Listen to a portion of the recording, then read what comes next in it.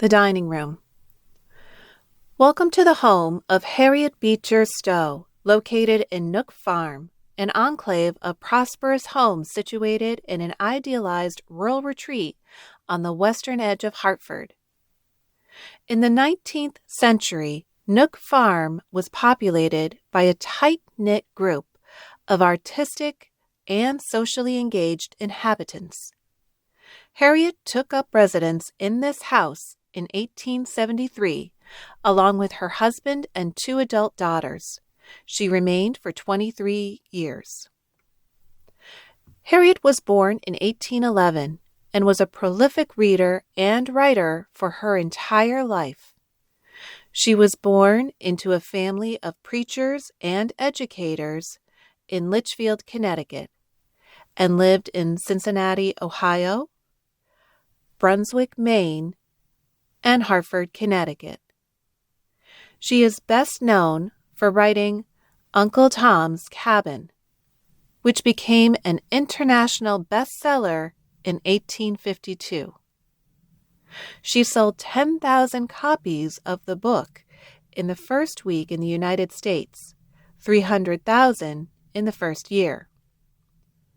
Uncle Tom's Cabin galvanized the abolition movement and public sentiment against slavery and was the best-selling book of the 19th century after the Bible.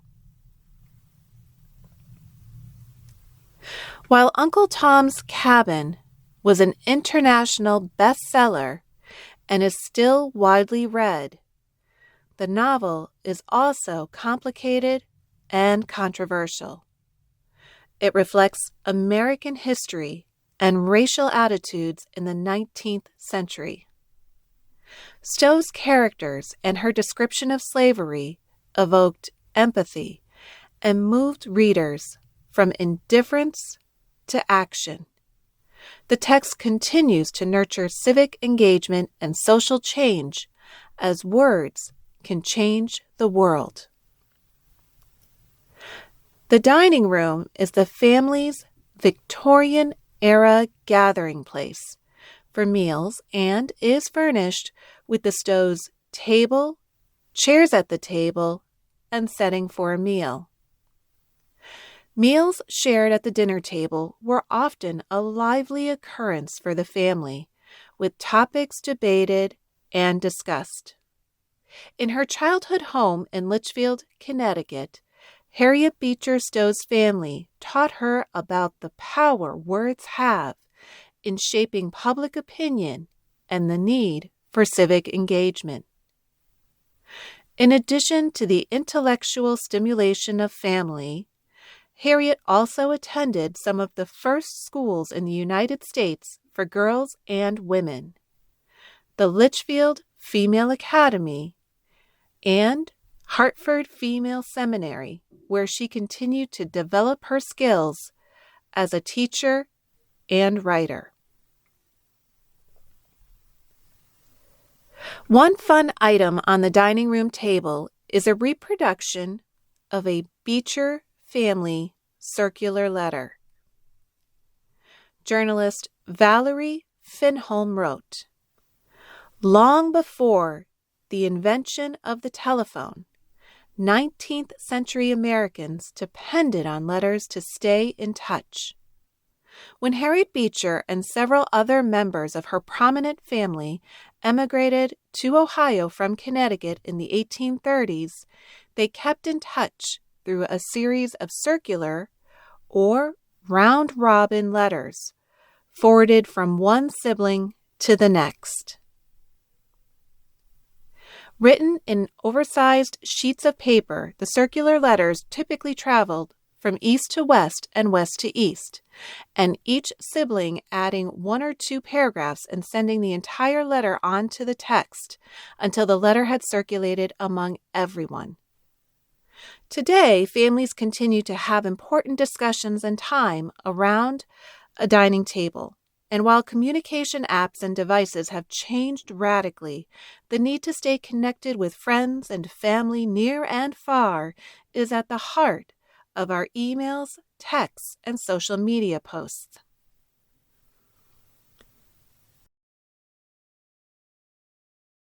Many people also use their dinner tables or posts to communicate important moral or social issues of the day and discuss the various points of view of any topic.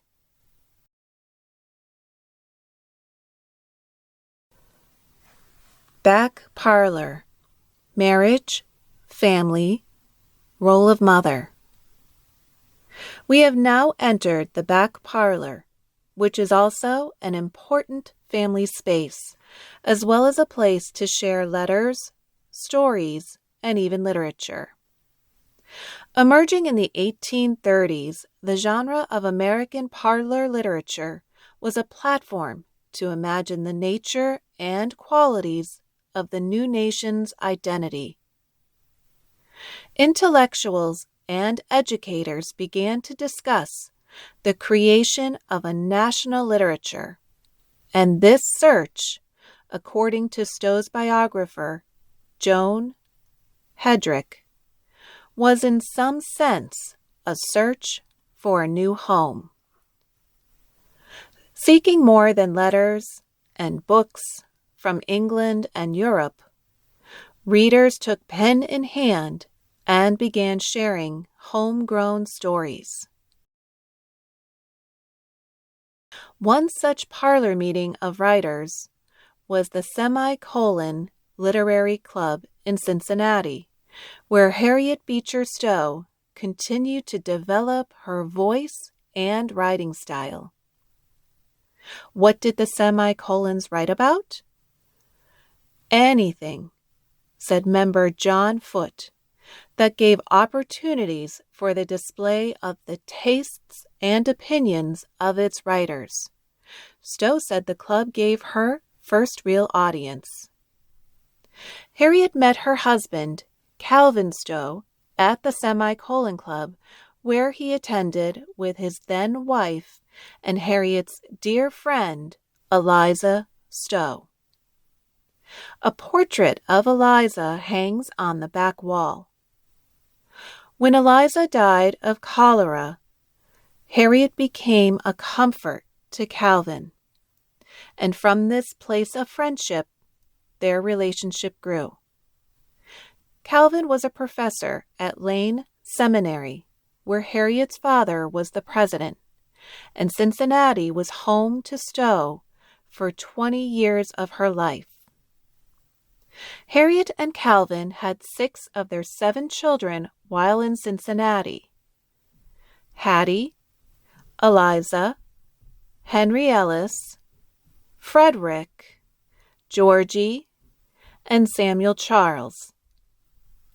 And during this time, Harriet struggled to balance her role as a writer and role as a mother.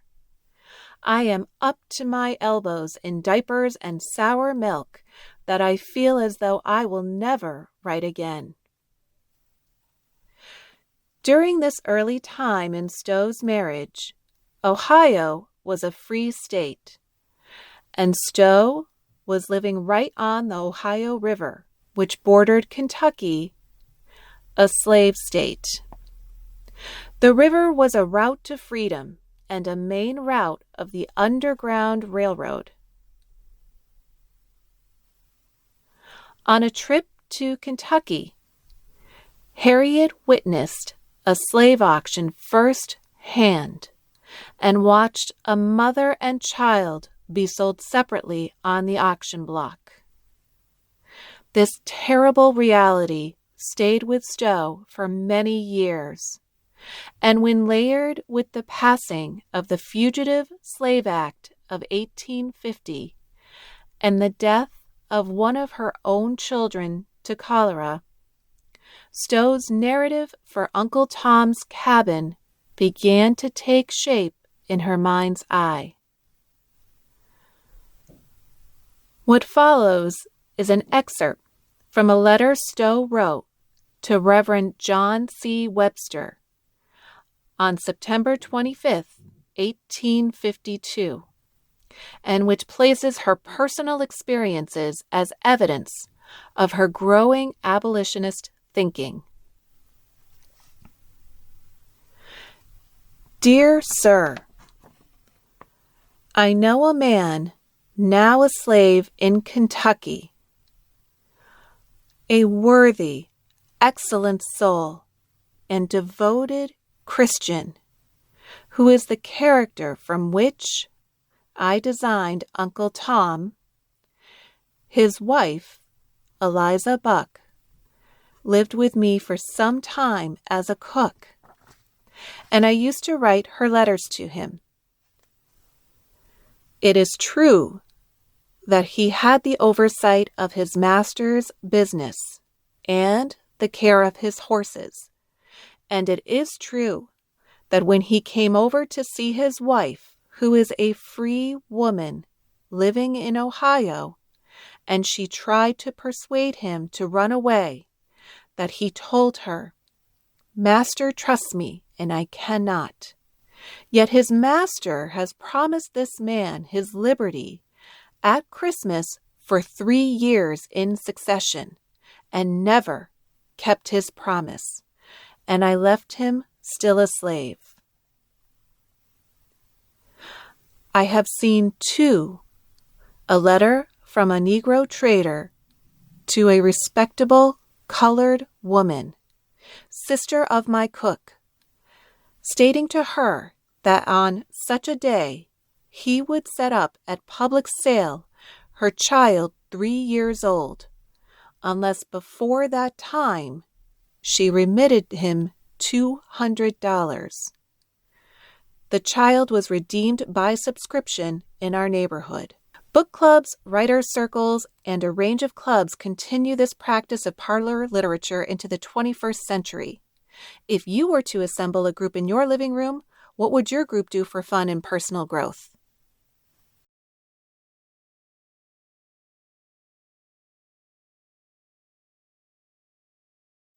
Master Bedroom, National Era and the Characters in Uncle Tom's Cabin.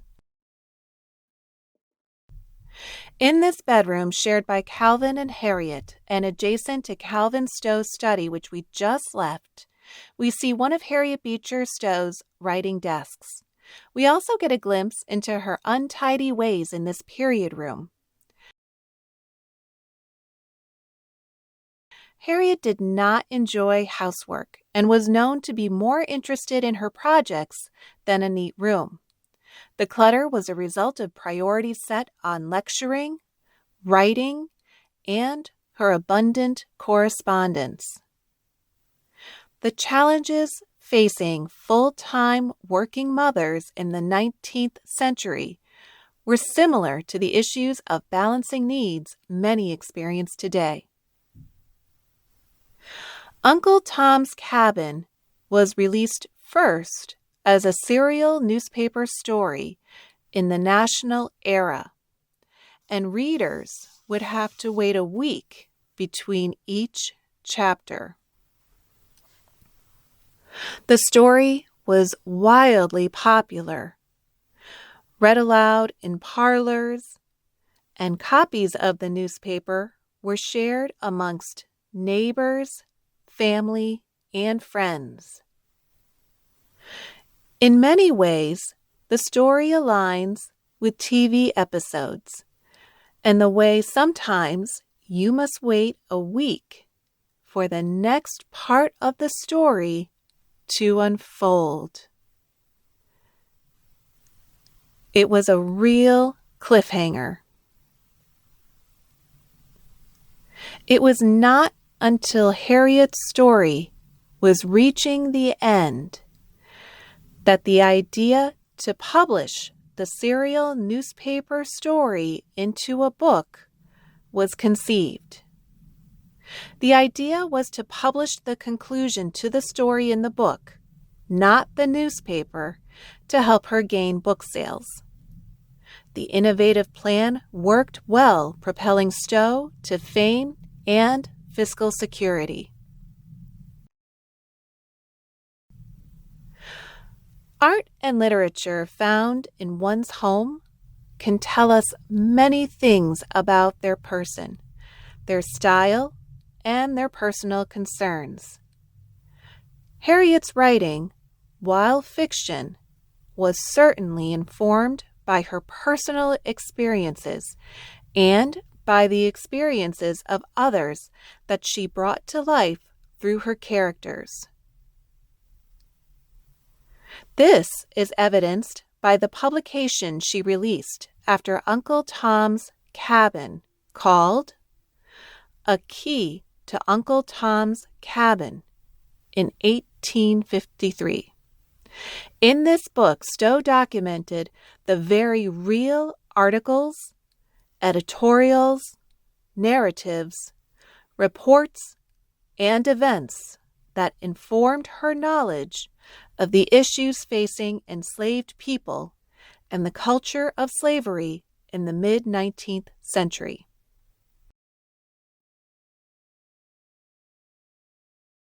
The bedroom is filled with natural light and plants as it was during Stowe's residency. Manuscript pages, research, and letters stacked on the floor, spread on the writing desk and bed, and pinned to walls, is in keeping with her use of space. Stowe's other projects are showcased on the mantel. One also sees a number of other more personal effects, like her medicine chest on the dresser and her favorite pieces of art. Stowe collected mother and child-themed art hung throughout the house. And here one sees paintings that directly link the characters in her novel, Uncle Tom's Cabin. These oil paintings illustrate Topsy and Ava, left, and Eliza and son Harry, right, in two of the novel's famous scenes. The novel was so popular that Americans purchased souvenirs of all types to decorate their homes. We'll see more in the next room. Impact Gallery, Tomitudes, Material Culture, Theater, and What Will You Do? Harriet Beecher Stowe's novel, Uncle Tom's Cabin, made a global impact, and the legacies of the story continue. Generations of people responded to the novel and retold Stowe's story in their own versions from a range of points of view. There were many theater and film productions of the story, which shortened and simplified Stowe's complicated story to the degree that Stowe's position that there is no bright side to slavery was lost or obscured in these retellings.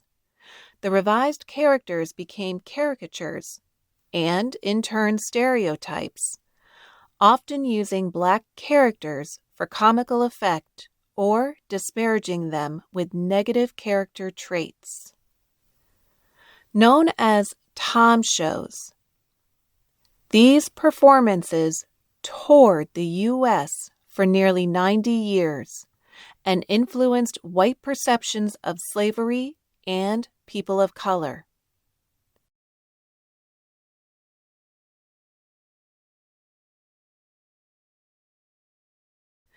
These betrayals had the exact opposite effect Harriet Beecher Stowe sought to achieve.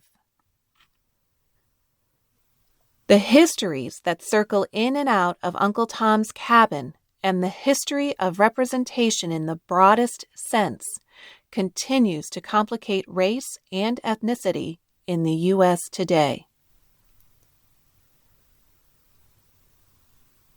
We also see in this gallery other ways that Stowe's story was simplified and commercialized.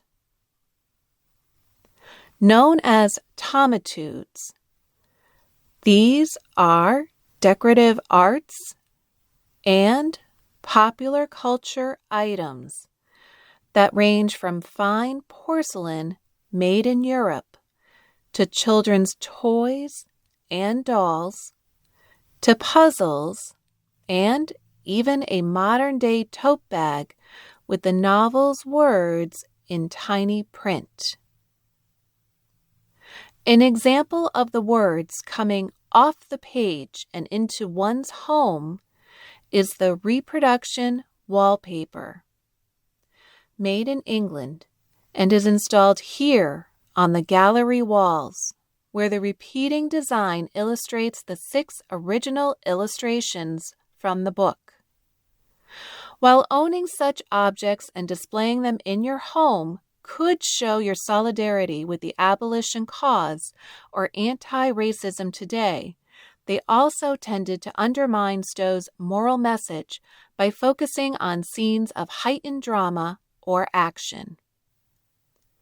Each time the themes or characters of the novel become an object, the story of Uncle Tom's Cabin continues in new ways.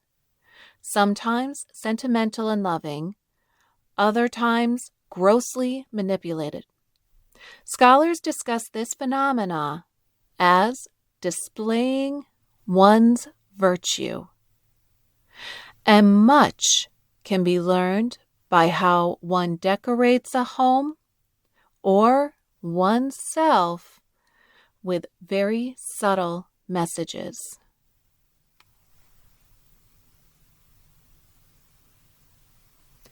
Tom's character specifically has made a migration from a Christian martyr to a racial epitaph, accusing a person of color of being submissive or a traitor to one's race. To be called an Uncle Tom is an insult and pops up everywhere, from politics to sports to rap music. President Obama and Tiger Woods have both been called Uncle Toms in recent years, and not as praise. From The Root, Black News, 2019. The ubiquity of the term is evidence that racial inequalities persist, and that Uncle Tom and Harriet Beecher Stowe are worthy of our discussions and contemplations.